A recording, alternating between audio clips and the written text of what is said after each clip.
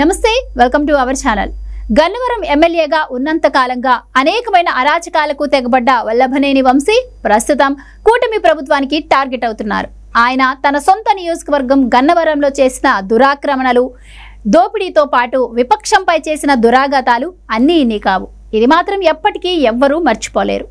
ఇలా అరాచకాలకు care of address గా మారి ఇప్పుడు ప్రభుత్వం దిగిపోగానే పత్తా లేకుండా పోయిన వల్లభనేని వంశీ కోసం ఏపీ పోలీసులు వెతుకుతున్నారు.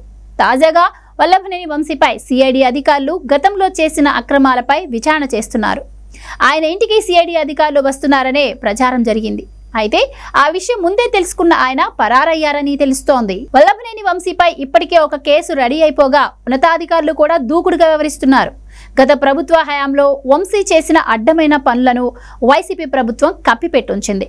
ఇప్పుడు గన్నవరంలో కొత్త డీఎస్పీగా బాధ్యతలు చేపట్టిన పోలీస్ అధికారి గతంలో గన్నవరం టీడీపీ ఆఫీస్పై దాడి చేసిన కేసును తిరగదోడారు. అప్పట్లో వల్లభనేని వంశీ దగ్గరుండి ప్లాన్ చేసి మరీ టీడీపీ ఆఫీస్పై మూకుమ్మడి దాడి చేయించారు. టీడీపీ ఆఫీస్పై దాడి జరిగితే ఆ కేసులో అప్పుడున్న పోలీసులు అరెస్టు చేసింది టీడీపీ వారిని. అంటే ఎంత దుర్మార్గంగా వైసీపీ దౌర్జన్యాలు చేసిందో అర్థమవుతోంది. టీడీపీ అధికార ప్రతినిధి అయిన కొమ్మారెడ్డి పట్టాభిరామ్ను అక్రమంగా అరెస్ట్ చేసి 3rd డిగ్రీ కూడా వాడారు. అన్ని రోజులు ఒకేలా ఉండవు కదా. ఇప్పుడు కూటమి ప్రభుత్వం అధికారంలో ఉంది. పోలీసులు కూడా సహజంగానే మారారు. ఇప్పుడు వైసీపీ ప్రభుత్వం పాతిపెట్టిన కేసులను బయటికి తీసి వాటిలో దూకుడు పెంచుతున్నారు.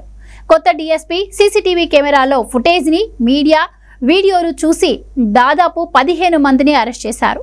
అందులో వల్లభనేని వాహన చోదకుడు కూడా ఉన్నారు. ఈ దాడిని పూర్తిగా ఎగ్జిక్యూట్ చేయడమే కాదు, ఆ సమయంలో టీడీపీ ఆఫీస్ దగ్గరే ఉన్నట్లుగా మీడియాలో ఆధారాలు కూడా వచ్చాయి.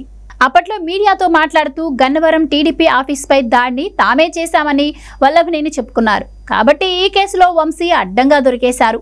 ఇదొక్కటే కాదు, వంశీ చేసిన అక్రమాల కేసులన్నీ బయటకు తీస్తే ఆ తుఫానుకు తట్టుకోలేరు. మంగళగిరి టీడీపీ ప్రధాన కార్యాలయంపై దాడి కేసును ప్రత్యేక దర్యాప్తు టీం విచారణ చేస్తున్న సంగతి తెలిసిందే. దాంట్లో మంగళగిరి మాజీ ఎమ్మెల్యే ఆర్కే, వైసీపీ నేత దేవినేని అవినాష్ ఇరుక్కున్నారు. ఇప్పుడు గన్నవరం టీడీపీ ఆఫీస్పై దాడి కేసును డీఎస్పీ టేకప్ చేశారు. అయితే ఇంత జరుగుతున్నా వల్లభనేని వంశీ ఎక్కడున్నారో క్లారిటీ లేదు.